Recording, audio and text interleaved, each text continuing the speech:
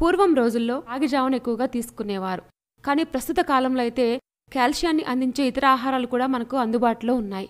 అందువల్ల పూర్వం రోజుల్లో ఎక్కువగా ధాన్యాలనే ఆహారంగా తీసుకునేవారు. ఇక ఆ ధాన్యాలనే జావగా, గట్కగా, రొట్టెగా తయారు చేసుకొని తినేవారు.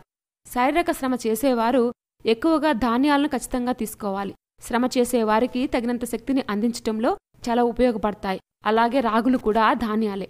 ఈ రాగులతో చేసిన జావను తీసుకోవడం వల్ల కూడా మన శరీరానికి కావలసిన కార్బోహైడ్రేట్స్ అందుతాయి. ఉదయం పూట సమయం సరిపోనప్పుడు కూడా రాగి జావను తయారు చేసుకుని తాగొచ్చు. ఎప్పుడైనా వేడివేడిగా తాగాలనిపించినప్పుడు ఈ రాగి జావను తాగండి. మొలకెత్తిన విత్తనాలు తినడం వల్ల రాగి జావ కంటే ఎక్కువ కాల్షియాన్ని, శక్తిని, అలాగే పోషకాలను పొందవచ్చు. ప్రస్తుత కాలంలో మనకి పోషకాలు అందించే ఆహార పదార్థాలు కూడా విరివిగా లభిస్తున్నాయి. ఈ రాగి జావకు బదులుగా పోషకాలను కలిగిన ఇతర ఆహారాలను తీసుకోవడం వల్ల ఆరోగ్యానికి చాలా మంచిదని ఆరోగ్య నిపుణులు చెప్తున్నారు.